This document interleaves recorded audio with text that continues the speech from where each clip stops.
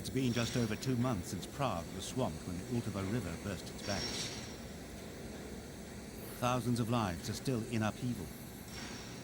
Only a few buildings completely collapsed. But in winter, as wet walls begin to freeze and expand, more may fall. Here in the riverside district of Karlin, things are much worse than that. This part of town was built on river sediment, not rock. Repair work continues, but above sodden ground which itself could become unstable. It was from the 12th to the 14th of August that this city suffered its worst flooding in 175 years. The lives of thousands, the city's economy, damaged for years to come. 19 people were killed and 250,000 evacuated. The authorities boast that quick thinking prevented greater loss of life. But what they don't boast about is the fact that citizens of Prague weren't properly warned about the height the floodwaters would reach. Now that the river has subsided, it's time to repair, rebuild and reflect. The lack of water is now an issue. Uprooted mains piping is contaminated with sewage, so tankers have been wheeled in. It's a feverish effort to restore normality, even though the river sediment below Karlin may freeze and expand.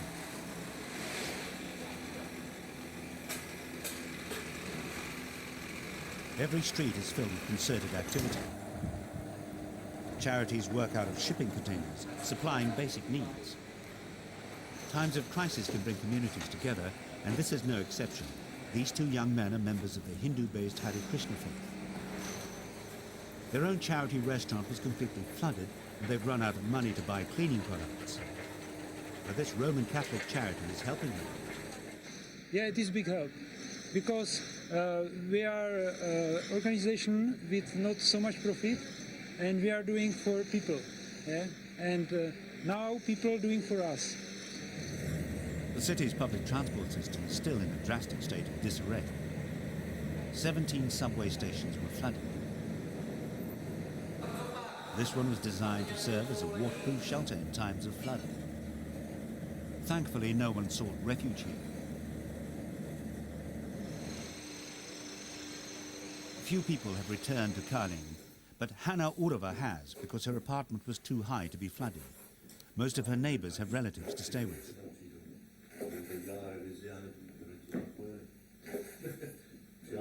The family is doing its best to live in a Spartan environment. Though electricity is now restored, they still have no running water, nor gas for cooking and for warming their home in a cold Prague winter. City officials fear that if gas mains can't be restored soon, residents with nowhere else to go might die from exposure. Hrozný. Horrible. Hrozný, protože Horrible because it gets quite cold at night. Chladno, je dost zima. Takže, jak jsem řekla, We wear trousers and sweaters when we go to sleep, just to stay warm. To teplé oblečení, aby jsme měli na sobě. No a je to takový... Člověk občas neví, jestli si má v tom začít smát nebo spíš brečet, protože je to takový deprimující. It's also depressing. Člověk je to takový všechno. Everything is just, well, horrible. Also returning after evacuation, the residents of Prague Zoo. More than half the park was inundated. Workers are busy repairing the damage. Repairs are likely to cost millions. Zoo officials say they're desperately calling for help from international donors. The keepers were devastated by their losses. This is a memorial to Gaston, a sea lion, who swam to Germany before he finally died. 14 mammals, including a hippopotamus and a well-loved elephant, and 135 birds died in the flood. Officials say they had an evacuation plan, but were given bad information by the government. They say the water rose 10 times higher than they were warned, and moving huge wild animals isn't a task you can rush. Zoo spokesman Vit Kahle, like many people in the Czech Republic, says he suspects the government knew more than it was willing to disclose. He says authorities feared a wild public reaction. I think that Maybe they were afraid against panic, not to make panic on Monday on 12th. I don't know, but for especially for our zoo garden, this opinion or this trying not to make panic was in the end very dangerous. Czech Prime Minister Vladimir Spindla is now running a country with one priority: recovering from the disaster. It wasn't just Prague which was flooded. He seems to be finding it difficult to explain to his people why they weren't given more of a warning.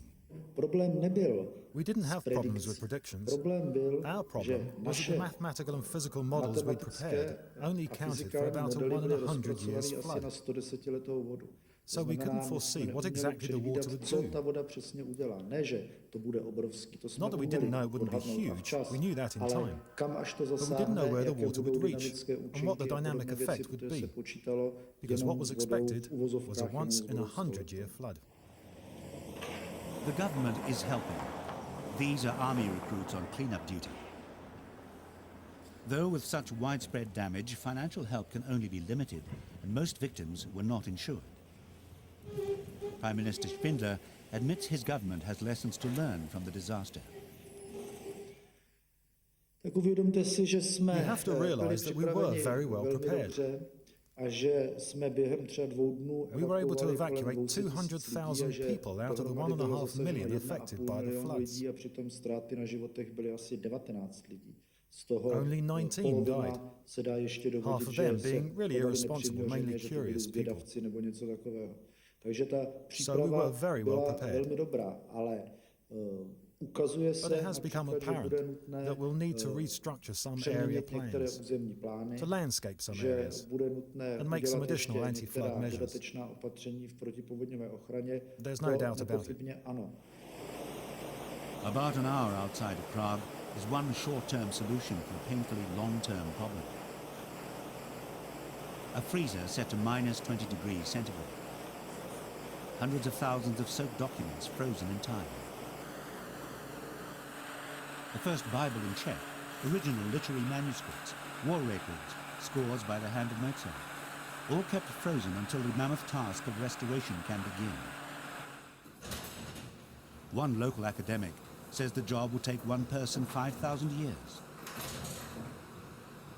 The company says it doesn't have that long. The situation at the moment is that we have not seen any money. We hope it will not become necessary that we have to turn off the freezer. We are not a big company, so we cannot keep running for free. But we truly hope that something will be done to stop that from becoming a necessity. Among the monuments now also in need of restoration funds is the city's Jewish Museum. The Pinkasovo synagogue was one of several places of worship that was flooded. The local Jewish community suffered badly, with synagogues, cemeteries, and their local charity kitchen being damaged. But this place in particular is held close to the hearts of the Jewish community. It's a monument to Holocaust victims. And the museum director says it's in danger of crumbling. We are now in the Pinka synagogue. As you can see, the water reached the height about 1.50 meters. An historic stone platform and the synagogue's Holy Ark were damaged.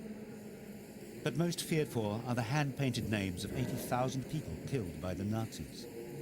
You cannot see the damage, but the problem is that it is completely humid and moisture is behind this inscription. So there's an imminent fear or danger that it will fall completely. So that's why we are now drying the place. It cannot be done with heating because there cannot be sharp difference in temperature, which is now and later on. The Jewish community joins everyone else in seeing tourists as part of the answer.